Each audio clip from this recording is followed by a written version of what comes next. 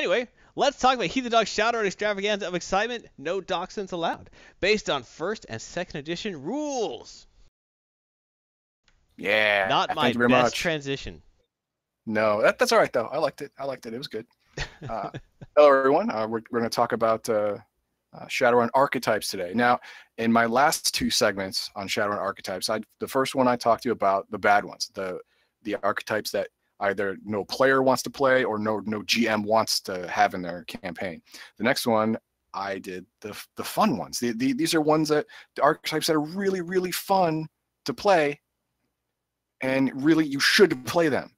Now, the ones I'm talking about today are the popular ones, the ones everyone wants to play when they first start Shadowrun, because it makes you feel like you're a street level god. It does. There's the Street Samurai and the Street Shaman. Street Samurai, it's pretty easy why it's so popular. Right out of the gate, you are a killing machine. You know, you can mow down entire divisions of corp officers, just blah, and the feeling of power is just immense. You know, you're stronger than everybody else. You're faster than everybody else. You have a targeting reticule in your eye, for crying out loud. You never miss. All that good stuff. It feels so powerful. Yes, you're the Lord. More. And then there's the Street Shaman. Now, personally, I lean mage, but everyone else seems to think shaman's the thing. But whatever. But Street Shaman, you are both versatile and powerful. In a battle, you can be offensive, you can be defensive, you can be counterintelligence, intelligence, and because you are a shaman, you are 6 seconds away from having a supernatural buddy right at your side to do your bidding. And who wouldn't like that?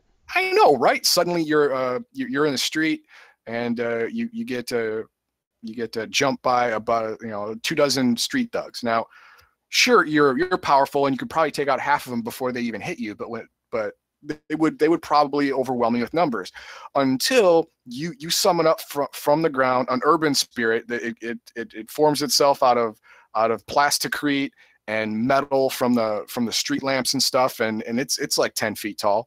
And all those street dogs are like, we all collectively left the kettle on, and we're all gonna go now. I think I hear my mother calling. Exactly.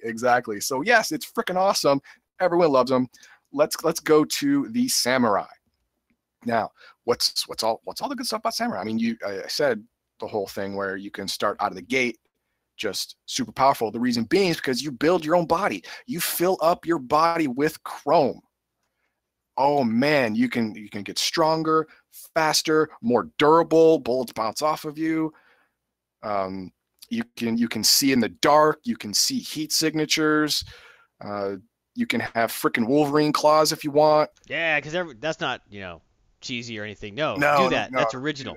That's original. There you go. You can do all that stuff. No other Street Samurai has ever done that. Nope. It's complete. No one's ever done it. Nope.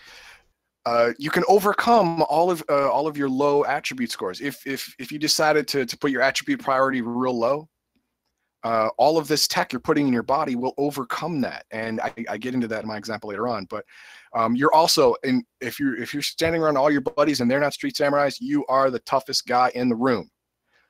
You're the guy. Oh yeah, you're the unless there is another Street Samurai who happens to also be a troll, then he's probably the strongest guy in the room. But if he leaves the room, you're instantly number one.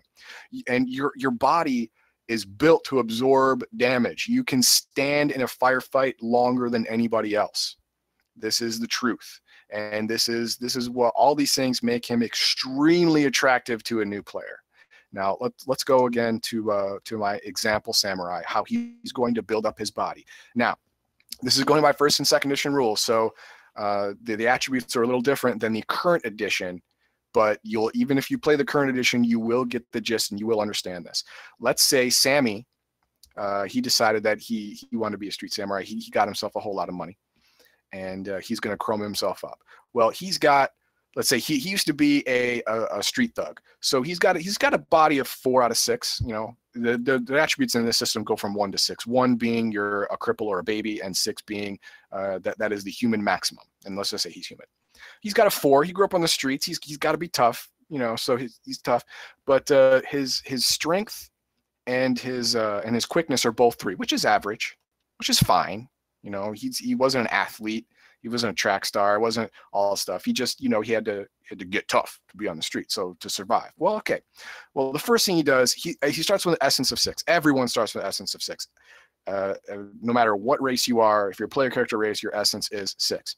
So this is how much you have to spend, quote unquote, spend to until your body falls apart from too much chrome. First, he gets his eyes poked out, and he gets flare compensation, which means his eyes will automatically dim if there's a bright light that would normally blind him. Now he's immune to blindness.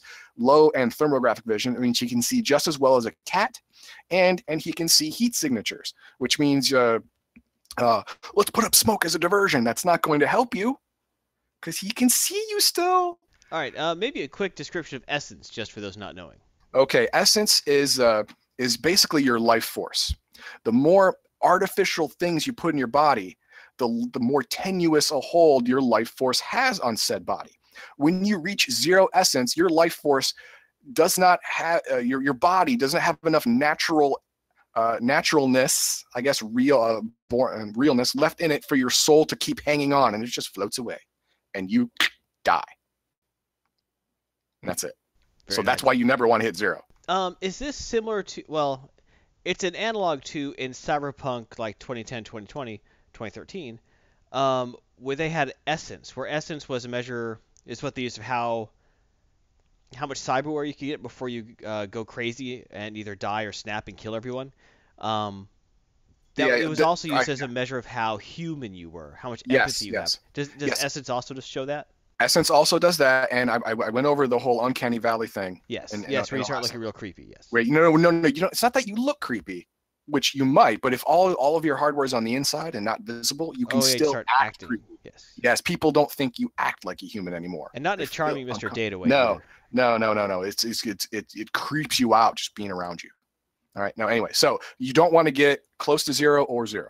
All right, there we go. Now he's got his eyes. Boom. Now he can see better than any human on the planet. Great.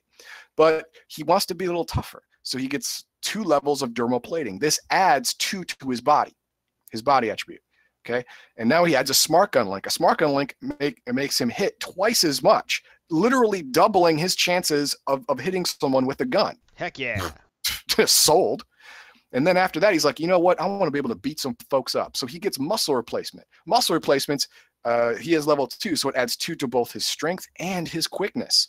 And then he says, you know what? I want to be able to draw and shoot 5 people before someone else even knows I've moved. So he gets wired reflexes, which increases his reaction time to insane levels. All right. Now, his attributes started body of 4, quickness of 3, strength of 3. Little above average body, average strength, and average quickness. Now he's looking at a body of 6, which is the human maximum. Yeah. And a strength and quickness of 5 apiece, which is almost his human maximum. So right now, just with those 3 things, he has become an Olympic level athlete. Easy. But does it make him easier to find love? No, it doesn't make it easier to find love, but it makes it a lot easier to make a lot of money. With a lot of money, well, you know, love follows. That's right. And you're thinking, well, dude, that's great, man. Why doesn't everybody play Street Samurai? Well, almost they do, but there are some bad parts. All right. Those are dirty lies spread by anti-Street Samurai propaganda.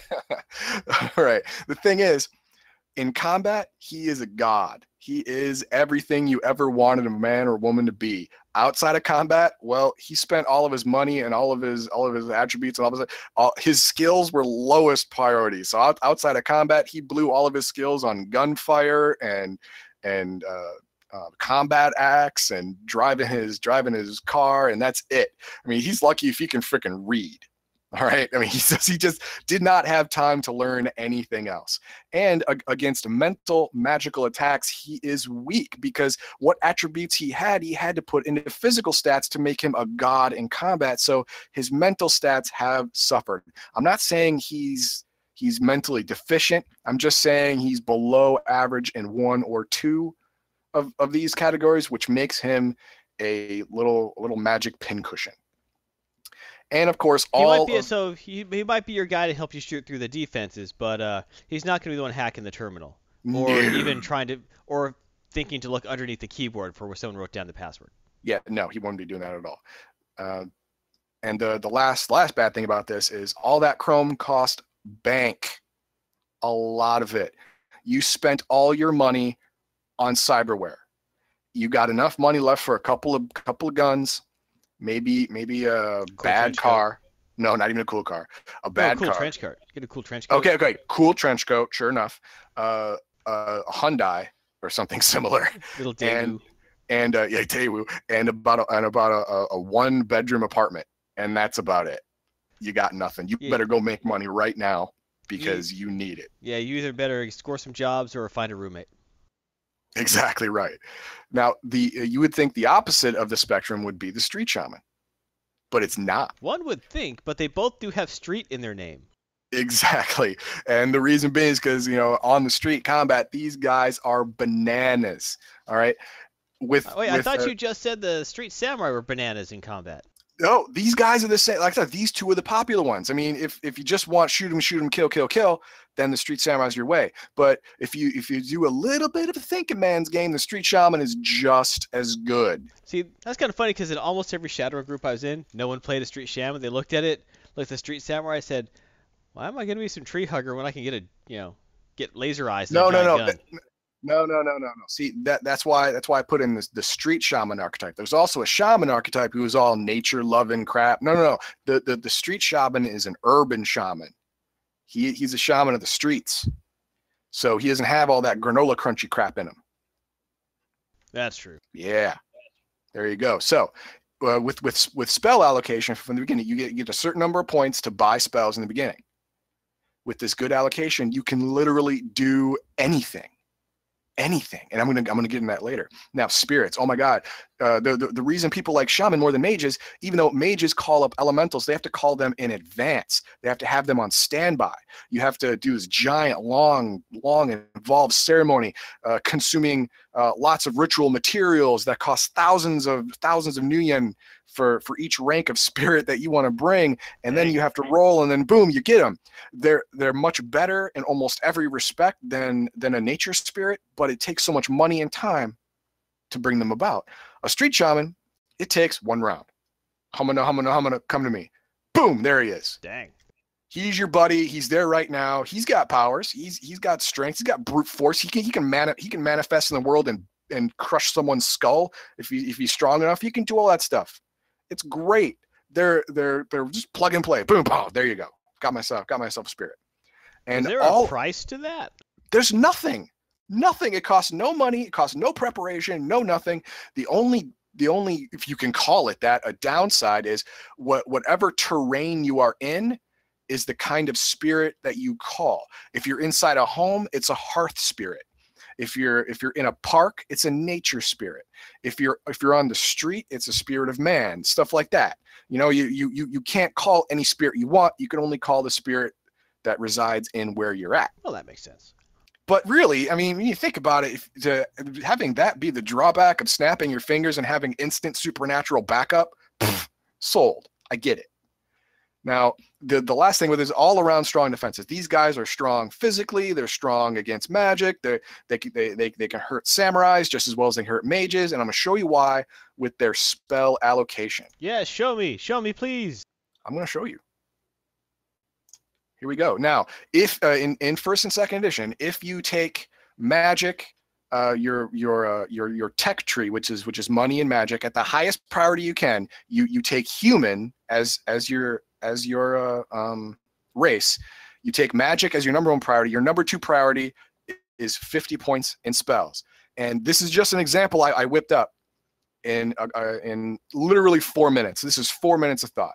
Treat severe wounds. Now, I took treat instead of the other one because treat only works within 60 minutes of you getting the wound.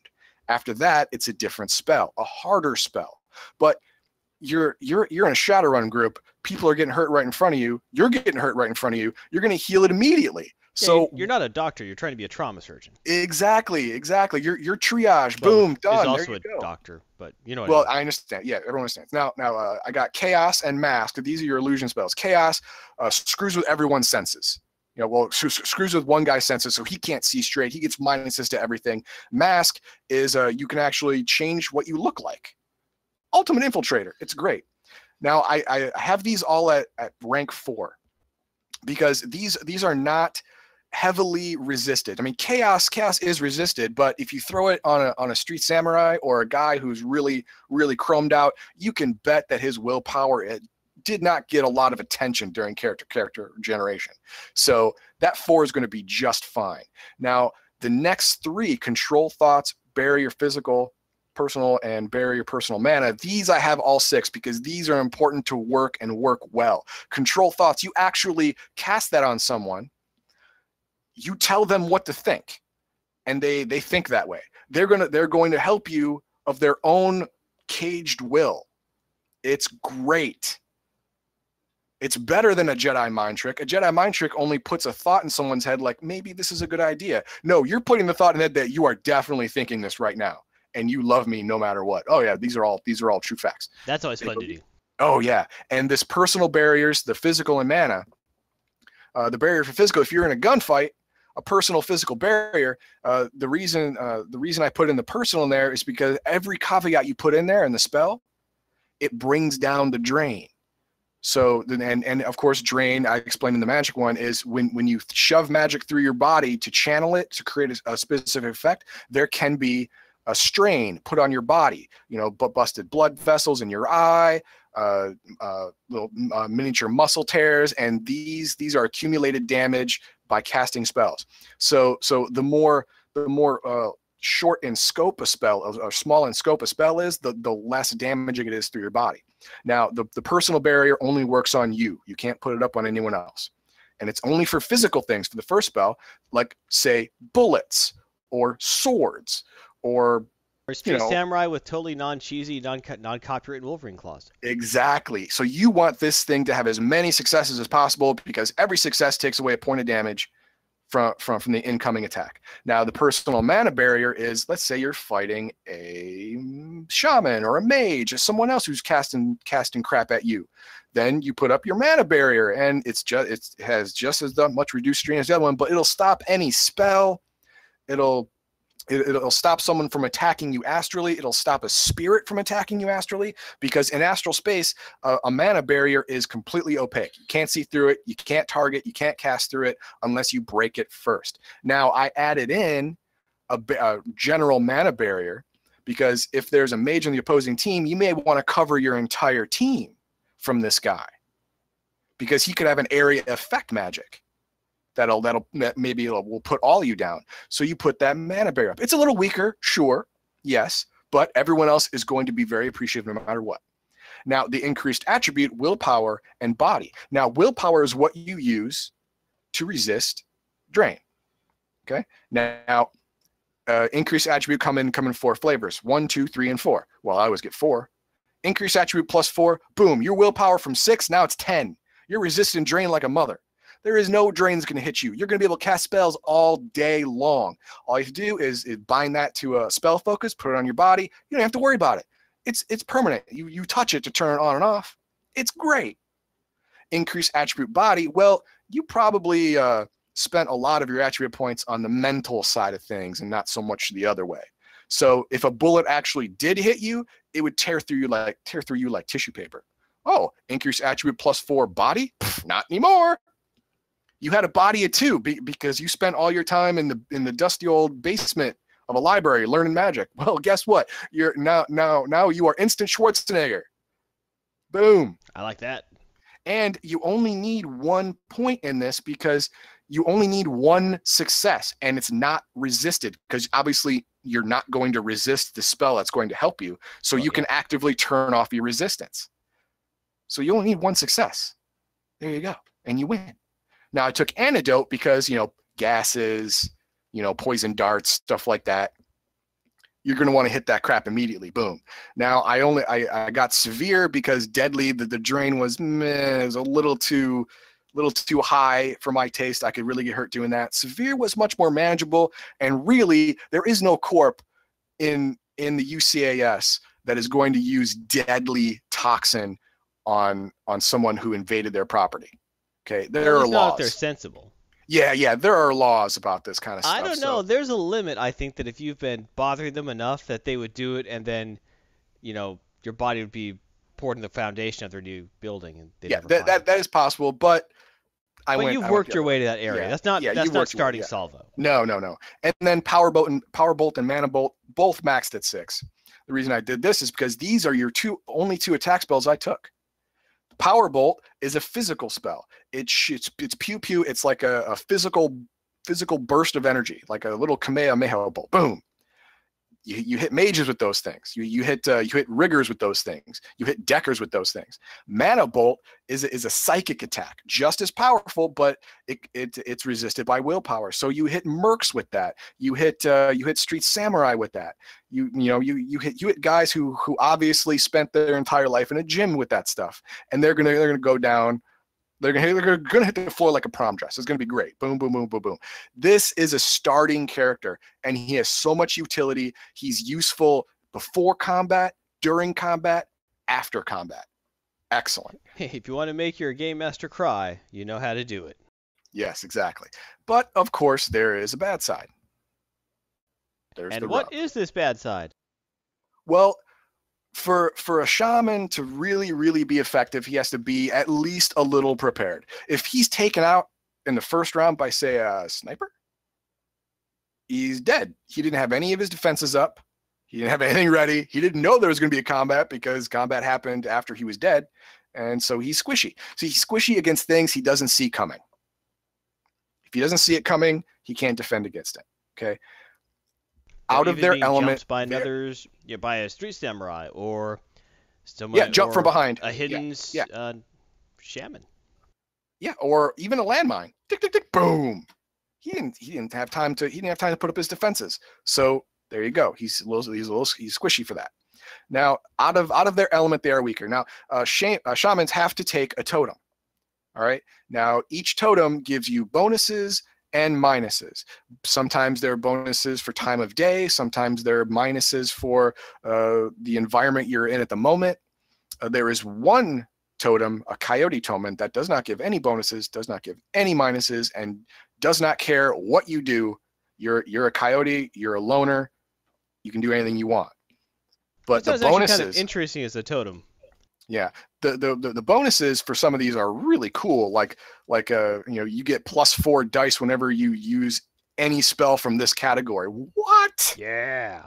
But you get -4 dice from any spell from this category. Oh, not so good. Yeah, like that. So they have all but one of the totems have restrictions, and of course, when you see a shaman, personally, when I play a mage, I never dress like a mage. I dress like a merc. Because that's a smart thing to do. Yes, if you dress like a shaman and you dress like a mage, the first bullets are coming for you. Because any good tactical team is going to know take out magical support immediately, and then the rest of the day will go by a lot nicer. So that's true. Yeah, if you're dressed like a shaman, you got all the doobobs hanging off of you, you got little fetishes hanging from your neck and coat, and you got like teeth all around, and you look the part, you're going to get shot at first. And you probably deserve it. Yeah, you deserve it for freaking dressing like a magic user, dork. Are you stupid? But yeah, that's what happens. Now, why would you want to play these archetypes? Well, why not, man? You start off the game. You start off the game 3 steps ahead of everybody else, power-wise, power feel. You feel like you're the guy. You're the guy everyone depends on. You're the guy that makes the moves, that makes things happen. Every group is going to want you around. Yeah, I mean, combat takes up most of the time of most games because, it's like the old joke is, an hour-long walk takes 5 minutes, but a 5-minute combat takes an hour. So you want to be useful for that most amount of time. Yes, and you are in the thick of it the entire time. Whereas the decker or the rigger or someone else, they're only going to be useful for a fraction of that whole combat time, whereas you are going to be in it the whole deal from beginning to end. Every group's going to want you, and every group's going to miss you when you're gone. They're like, you're in a firefight. God, I wish the samurai was here. They see that the enemies have a mage on their side. Oh man, I wish the shaman was here. Where is he at? And that's exactly how you feel. But the rigger. He's like, well, everyone's got a car. I mean, it's better to have him, but you don't feel the absence as a loss. You know, I mean, the Decker doesn't really need to be there. He can be there remotely. You know, he has to be right there. He could be at home decking and helping you out. You know, and a merc, like I said last time, he's a utility type player. I mean, you know, he's a little bit good in every role he goes in, but if he's gone, someone else can pick up the slack. But the Street Samurai and the Street Shaman, if they're gone, you feel like you're going to lose, and you're probably right. Unless you just decide to avoid combat that day. The only way to do that is with a shaman. I will give an example of gameplay. This wasn't a shaman. This was a mage. All right. This was a book adventure for 4 to 6 players. And a friend of mine in high school, his name is Paul Midkiff. He said, "I can do this adventure." There you go. I can do this adventure with just my mage. And our game master, Bill Lockhart, said, "BS, you can't do that." Nope, I can do it. Okay, what's the job? You have to go in, you have to sneak in or get in to the Satellite Corporation building, get to the 5th floor, through all this security, steal this data that is hard copy, so you can't hack it, in this safe, behind this fake wall, behind this stuff, and then get out. Okay, I can do that. He used 2 spirits, one air elemental and 1 water elemental, and he used 4 spells. He did the whole adventure in a half hour. He got in and out. No alarms went off. No one remembered he was there, and there was no photographic evidence of him walking the halls. I swear to God, he did the whole thing himself. Now, I'm not going to tell you what spells he used, because I'm not going to ruin this for anybody else, like the whole feel of power was ruined from me. But it can be done. I saw it with my own eyes. It's always nice if someone finds a way to abuse the system. No, he played everything by the book. I'm not saying he didn't. I'm just saying, okay, yeah. I don't know if it's naturally intended for that to happen. Yeah, and he rolled up a starting character with these 4 powers, went through the entire thing. Boom, done. Well, also I have to assume if he was in a group, it would have made it harder because he wouldn't be able to cover everyone.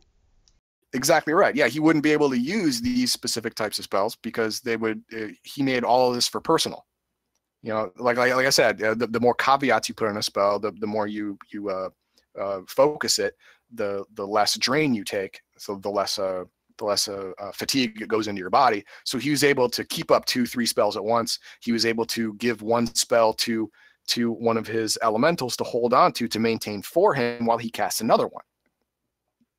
He was able to put 1 into a fetish, to put into a spell focus put on his body, so it would handle the spell, so he could cast another one. I mean, you can cast as many number of spells and maintain as many number of spells you want, but from maintaining a spell gives you -2 to everything else you do. Maintaining 2 spells gives you -4 dice to everything else you do. So there's a point where there's a definite diminishing return. But he's got this elemental holds this one, this spell focus holds that one. So you can have 3-4 spells going off at the same time, and he used all these spells to breach all their magical and mundane defenses, like they weren't even there. Walked in, had someone open the safe for him, gave him the file. The guy said, "Thank you for coming." He said, "No problem." Walked right out. Well, he cost that guy his job, so he cost a lot of people their jobs that day. The blood ran red in HR the next day on that one. Oh, it was crazy. Oh, it was a massacre in HR. Oh man, the axe came down on everybody. Now, do you have a Street Samurai story? Actually, I do. Playing a Shadowrun game. This was back in high school, and I actually was the one playing the Street Samurai. Basically, it was not a printed adventure, but a simple gig. We had to go and clean up a neighborhood that they were dealing. Oh, what was the name of the drug? Some mythical drug. Maybe the game master Andre Demas was the game master. Was it a chip? Was it a chip or was it a real drug? It was a chip, but it was actually like PTL chip. It was a PTL chip, but it was actually a nano chip you inhaled. Oh, okay, gotcha. So I guess he was trying to like make it like more like cocaine, but basically you would inhale the chip, it would go attach directly to your brain, so you didn't actually have to get it installed. You could just buy the stuff and snort it, but eventually the power source inside of it would die out. You'd have to buy more. So that's how they got you. I thought it was kind of clever, but yeah, that sounds cool. I like that. So we had to go in, and the idea of the adventure was we'd go in, try and find, like, start with the lowest level guys and try to work up through them, and find where the big boss was and take them all down. And so you expect us to be more, thoughtful. But I'm playing my super badass street samurai, so I walk in, we find the first contract we're supposed to find, and instead of like the, shit, where do you get this stuff, shake him down, I tell him that basically I want in on the business, or I kill you. So it wasn't like, this is bad, this is garbage. I'm like, heck yeah, this is a business opportunity. Long story short on that, basically it was just a ruse to try and get all the guys in one place at one time, which we did. And he expected us to die, of course, but being a street samurai, I whipped out my Wolverine claws. Yes, I know. And from a packed room, I was able to gun down everyone. Or cut down. Basically, the rest of the team, I said, wait outside and watch for reinforcements. Right? And they went, what? So they watched reinforcements. The net runner, that's not the rigger, basically stopped any security feeds from going out, and I had my own personal little murder spree inside the warehouse, which didn't make the other players quite happy because, I was kind of taking their stuff, but we were in a very small room with a lot of people, a lot of big guns. But that way they couldn't move. They couldn't shoot each other. Because, any miss with a shotgun, you're going to hit your friends. So they didn't want to do that. And so I was just able to go full blender. And used being a street samurai, You go first. Yeah, I went first. And you go a lot. The smart linked gun. Yeah. I had the muscle grafts. I had the reflex. I had everything. I was armored. So, I go first. I just immediately gun down the top level people. And then, of course, their underlings are going to shoot me back, but I say to them, why shoot me? No one's paying you now. You could work for me. The game master let me get like an intimidation roll off of that, or a persuasion. I forget what it was. And they just, a couple of them actually went and thought about that for a sec. It's like, wait a minute. I'm not getting paid right now, am I? And this guy just killed like half the people in the room before I was able to move. But they had a street samurai. They had a couple street samurai too, so they of course were high on the kill first list. Of course, first to die were first the big boss, then the mages. You got to kill the mages first. But let's see. Like I said, man, you're your target. But it showed the power of the street samurai in that I was able to be in a crowded room of guys full of guns, and it didn't matter if they were trying to shoot me, as long as I killed the wizards first, and then made sure their street samurai didn't want to fight me. I was able to take out everyone without breaking a sweat. Basically, it was just parting them like Moses through the Red Sea, because I was able to use more weapons, be faster, be stronger, and just gut everything there. Kind of ruined the adventure, but it was a lot of fun. Yeah. And for you, well, it was fun for me. Of course, one of our team members was a cop. That's kind of why I didn't want him in there. And, but basically after like a couple rounds, they run into the abattoir, and like, what the hell happened? It's like self-defense. It's all I can say at that point. But through multiple adventures of playing a street samurai, yeah, I had the issues with wizards trying to mess with you, but you were always able to step up. You could wade through most combats. If you were smart, you didn't even have to really worry about damage, unless the game master was mad at you. But usually, take some cover. Don't get in the way of heavy weapons fire. Take out snipers. Take out wizards. And it's a lot of fun to play, especially if you start doing stuff like chasing the next cybernetic, trying to do a little better. Try and play up your losing humanity, as a role-playing hook. But it's one of the most fun classes to play because it's fun to kind of tool around. Like, oh, I can make this. You're almost like building a robot in a lot of ways. Oh, I'll have this and this and this. But other than that, it's fun because you are a blunt instrument. It's like, Yes, yeah, yes. No, there is no finesse about you. You are a hammer. yes, and it's fun to be the hammer It is. occasionally. It Not is. all the time, but because usually I play more talk roles. I love playing bards and rogues and that kind of thing. Yeah, yeah. I love playing mages because rather than a hammer, they're a scalpel. Right.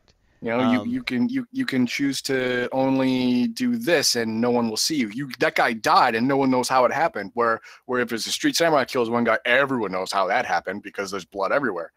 It's exactly. like, oh crap. Yeah, I mean, I usually prefer to play like the more charismatic classes, where a swashbuckler, a rogue, where I could talk my way into or out of a situation, and take adventures in whole different directions. Right. But it's also fun occasionally to play the hammer, play the street samurai, walk in and say, "Surrender, everyone, or I will kill each of you." You point at someone, you will die first. And then when they say Oh, no, okay, but in my group, whenever there was like a rescue mission or an escort mission, the samurai would always say, "Come with me if you want to live." oh, you have to, you have to. You have to. You have to. It's true. But anyway, that is my my Shadowrun segment for archetypes for the popular ones. So I hope that this entices you to look up Shadowrun, whether or not you play first or second edition like I do, or you play the current edition, which I believe it's up to 5. Yeah, I think they're on 5th edition now. And from what I've read, it's actually very well received. Yes. I mean, the whole attribute system has changed. I've read enough about it to know that there are more attributes here. There are less attributes there. They've tooled it up, but it still has the same feel. It still has the same world. It has more stories because it's in the future. I mean, each edition advances the timeline of the world. So not only do you have everything you had in the first edition, 2028 or 2032, you're in 2048, 2050, 2060 in the 5th edition, and you have more story to go through. It's great. Yeah, absolutely. Pick up a book. You're not going to be disappointed. Get a book. Get a couple friends. Have them read it. Boom, you got a group every time. And I'm not just recommending this, but I have heard it is possible to download PDFs of some things on the internet out of print books. I'm just saying, I've heard this. I would recommend doing it. Yes. Illegally, I would not recommend either. But if you go to the FASA website, you can download first edition, second edition, third edition of Shadowrun, of Earth Dawn, PDF files of it. And if you have a group, you just get a Google Drive and say, hey, read this book. If you want to play it, let's play. And then if they play once or twice, they will buy the main book themselves. And then now everyone has the book. You're all on the same page. It's great. It is indeed.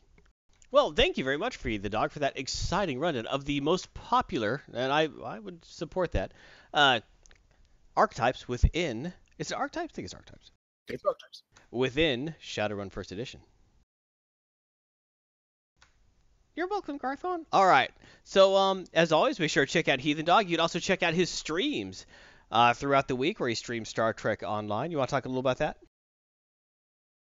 Yeah, so I stream on Mondays and Thursdays at, what is it? Noon Central. And we follow the adventures of Fleet Admiral Buck Fats McCool. That's right. And that's right. In 42 episodes it took to go from level 1 to level 60. And I'm only 2/3 of way all the way through the content.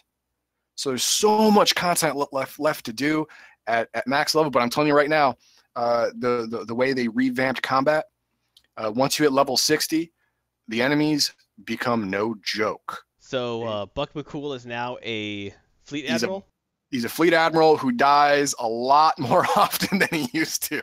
He must have like pictures of Admiral Okeg or something. That's all I could guess. But also, you and I drop a video on YouTube every day. The Legion of Myth team up for Star Trek Online. We're up to, I think, episode 14. Has it really been that many?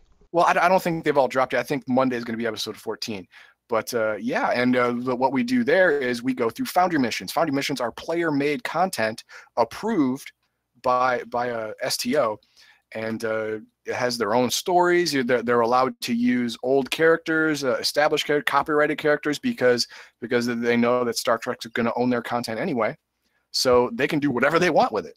You know, I mean, if they have if there was a TV show story that they thought that should have had more to it, then they make a Foundry episode with more to it. Like the one where Janeway and Paris turn into weird lizard people and Yes. have babies. And have babies. Yes. What happened to those babies? You can go back to the Delta Quadrant and find this brand new emergent species of hyper intelligent amphibians, and they revere their parents, Janeway and Paris, or Paraway is what they call their gods, or something like that. If you want to do that, you can do it. It's great. And so far, the ones we've played have been good. Yeah, we went through one long Five-parter, five-part series. Yeah. Infinite Realities. Started out good, then got weak, but got great at the end. Oh yeah, episodes 4 and 5 hit it out of the park. It's great. Absolutely, absolutely. All right, that's what I got. Well, thank you very much. Highly recommend that to everyone. And as always, tune in for more of Heathendog's excitement. Next week for Heathen Dogma, I think we're getting more anime on the stream. Am I right? You are correct, sir. I always look forward to that. Well, thank you very much.